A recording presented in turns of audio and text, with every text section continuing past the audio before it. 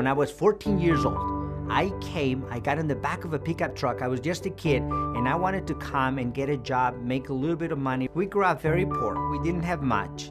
And I went to this area of California, and I begged for a job until someone actually hired me to do the most menial type of work. And I ended up saving some money and going back to Mexico and helping my parents who were struggling.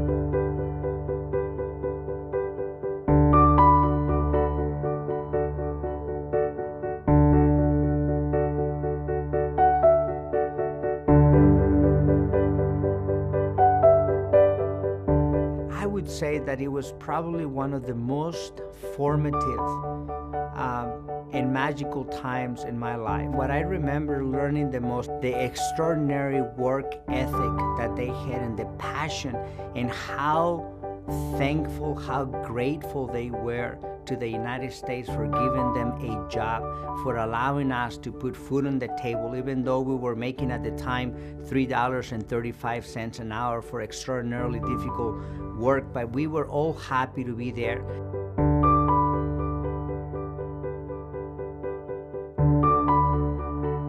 The most difficult obstacle that I had to overcome was to somehow believe that, number one, I had something to contribute to society, and number two, that I could actually do it. I met a classmate of mine who guided me through the application for the University of California and many other universities.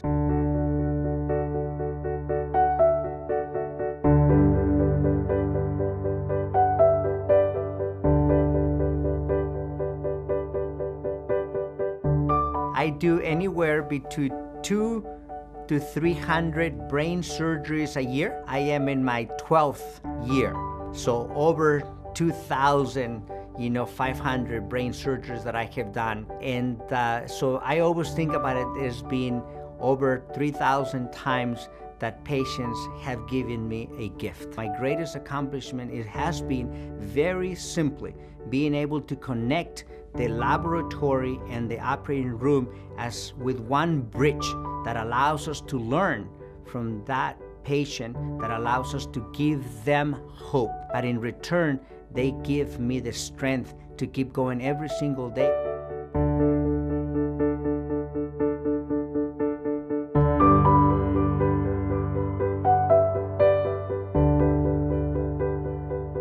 What excites me is the possibility that one day patients will not have to succumb to what I consider to be the most devastating disease that affects the human body, which is brain cancer. And I'm hoping that over the next decade or so, we will be able to translate all that knowledge in the laboratory back to the patient, because that's what they deserve.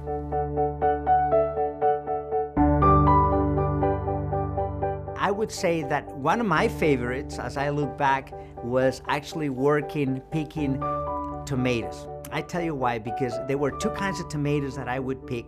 And the second type of tomato that we picked was through a machine that was an amazingly complex, what we call a tomato picker, where you would drive. And it's interesting because nowadays, when you go into the operating room and see me operate, I operate the same way. I connect with the patient with both of my hands. My feet control all kinds of microscope and spatial chairs. So I am completely connected, and I'm doing brain surgery this way. It was the similar principles that I used back then when I was picking tomato.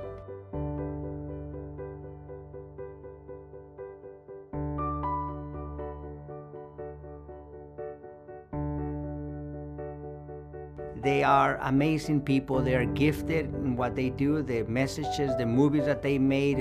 I saw 12 Years a Slave. I saw The Big Short, Selma, Moonlight this year. And I am just blessed and proud to be a small part of it.